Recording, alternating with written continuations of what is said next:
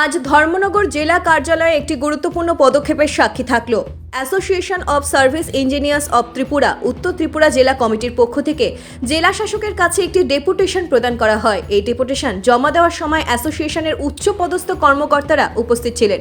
ঘটনার সূত্রপাত 31 ডিসেম্বর 2024 তারিখে, যখন যুবরাজনগর বিধানসভা কেন্দ্রের অধীন 4 নম্বর ওয়ার্ডে একটি স্টিল ব্রিজ নির্মাণ কাজ পরিদর্শনের সময় ইঞ্জিনিয়ার অভিপাল কিছু দুষ্কৃতীদের দ্বারা আক্রান্ত হন।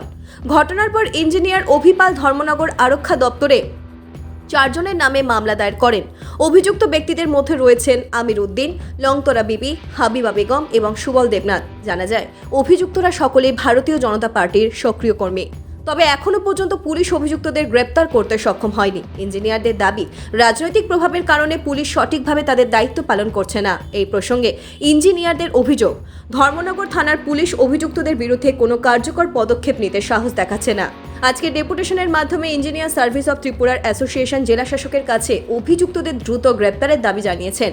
জেলা শাসক দেবপ্রিয় বর্ধন ইঞ্জিনিয়ারদের আশ্বস্ত করেছেন যে তিনি বিষয়টি গুরুত্ব সহকারে দেখবেন এবং প্রয়োজনীয় পদক্ষেপ গ্রহণ করবেন। এই ঘটনায় সুশাসন ও আইনের কার্যকারিতা নিয়ে সমাজে প্রশ্ন উঠেছে। ইঞ্জিনিয়ারদের এই প্রতিবাদ যে কতটা ফলপ্রসূ হয় তা সময় বলবে। ভানুচন্দ্রের রিপোর্ট, আসাম প্রাইম নেটওয়ার্ক। আক্রমণ হয়েছিল, কারা কারা আক্রমণ করেছিল আপনি কি তথ্য ছিলেন? আমির উদ্দিন, লাংতারা বিবি, হাবিবা বিবি আর সুবল দেবনাথ। 4 জন ছিলেন। মূলত কোন জায়গায় হয়েছিল এই ঘটনা? এটা যুবরাজনগর পঞ্চায়েতে 4 নম্বর ওয়ার্ড।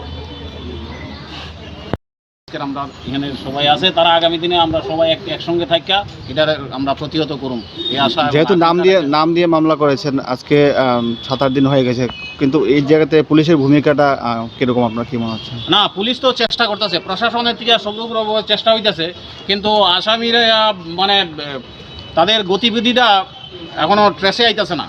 এটা তো আসলে আমরা একটা মানে ইয়ের মধ্যে আছি, তার গতিবিধিটা স্ট্রেস করতে পারতেছে না। যেখানেই দেখা মাত্র আমাদের জনগণের কাছে আমরা আপিল, সবাই কইছে জনগণের কাছে আপিল করানোর লিগে আমরা কইছে যে দুষ্কৃতীরা যেখানেই থাকে তারা একটু খালি খবর দেওয়ানোর লিগা, মানে যে যেখানেই দেখে তারা যদি চিহ্নিত করণ যায়, মানে কোথায় স্ট্রেসটা করণ যায়, তাইলেই তারা গ্রেপ্তার করে আইনের আওতায় আনা হইব। এই কথাগুলি কইছে ডিএম স্যারও কইছে তারা যদি কেউ মানে জনগণকে আমরা ইয়ে করণের, মানে জনগণ ধরে পুলিশকে দেবে না, জনগণ পুলিশ দেখা মাত্র, এখন তো তারা স্ট্রেস করা যাইতেছে না।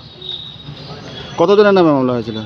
এটা 4 জনের মামলা, 4 জনের নামে মামলাটা হয়েছে। তো আশা করি তারা স্ট্রেস পাওয়ার মাত্রই ব্যবস্থা করব।